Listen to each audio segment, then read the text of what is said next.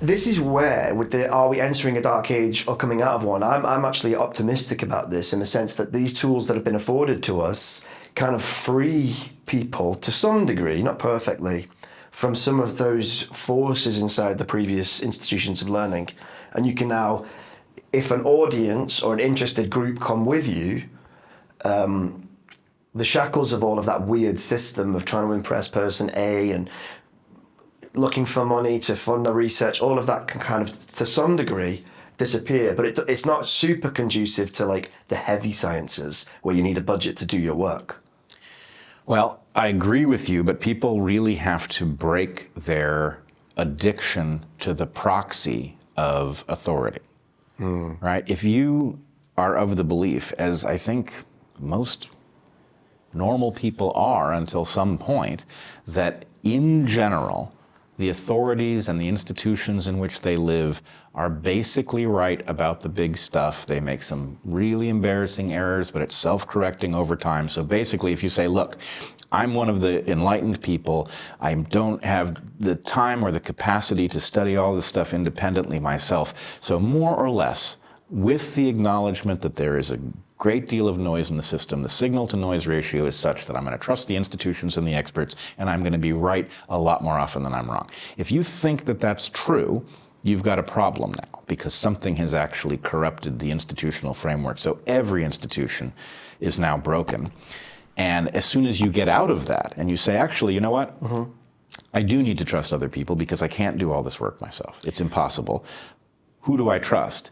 Well, I'm going to trust people who have predictive power, who see things ahead, right? If I track people's track record, then I know something about whether or not what they say is insightful, and I want to watch what they do when they get it wrong, right? If I know that they're capable of saying, okay, here's what I miscalculated in this place, here's what I now believe, and I'm now going to adjust my overarching model in order to restore its capacity to predict more than other people's models.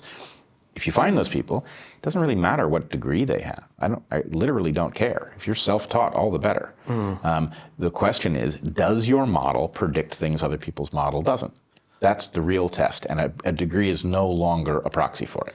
Yes. I mean, the problem with that at a societal level is that not everybody can do it. And so you end up in a situation where the requirement for people who have expertise just remains. And then you would become a lone sole voice in the dark that says to people, you ought not to trust everything you hear from these institutions. But people basically have no choice. And I think my experience talking to people about this, and I mentioned this to Steve as well, I rarely talk about this outside of my work because the social danger of speaking about the lack of trust one ought to have in the very critical things you're told and taught to live in a society is basically what I call an antisocial position. It works in our sphere, in a sort of semi-professional space, as you go out and speak to people and say, hey, did you see this? And I've just uncovered that. And you'll often be talking with people who are going through this process of really deconstructing themselves and reconstructing themselves anew. It's painful and it's difficult. And out there in the realms of the real world, I'm super interested to think, what strategy do we even adopt that can work at a societal level? Because we can't say to everyone, guess what, Earth, you're now going to have to go into full-time research. I think it's also something that Noam Chomsky spoke about. He was the first, interestingly, he was one of the first people to open me up to something being wrong. And I've gone on a journey from reading and engaging in the works of Noam Chomsky to suddenly being interested in Thomas Sowell. And for anyone who's read those two people, they are worlds apart. Yep. But Noam Chomsky says you actually, if you wanted to really understand the truth and get to the truth and have some investment in the truth as a citizen, it's a full-time research project and you wouldn't be able to live your life, you know? Yeah, but I mean, I hear what you're saying. I don't disagree with any of it, but you're using the wrong metric. You're really mixing two things. And this is part of why Dark Age is not hyperbole. You are saying, well, if we really just abandon the idea of listening to the experts, we are Lost at sea. We are lost at sea. Yeah. And for those of us who believe we are in a dark age, the answer is, yeah, that's the message. We are lost at sea already, right? And the only argument in favor of the experts would be that listening to them is actually better. Net, it's better for you to listen to them than to ignore them. And that's not the simple calculation it sounds like. They can be right more than they're wrong, but if what they're wrong about results in you hurting yourself to a degree that overrides the benefit of what they do know, then ignoring them is the right thing to do, and seeking people who are demonstrably expert in something is a much better plan.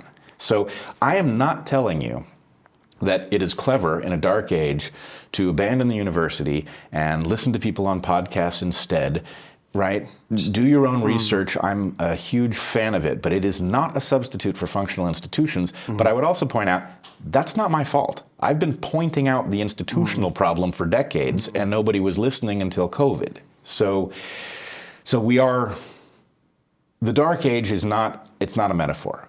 Dark age is, just the same way the Great Depression in the US, right? Those of us who are too young to have seen it have this image of it as this sort of sepia-toned realm. It wasn't sepia-toned, right? The Great Depression was in full color for the people who lived it, right? This doesn't look like a dark age, but guess what? It wouldn't, right? And it is one, pretty clearly.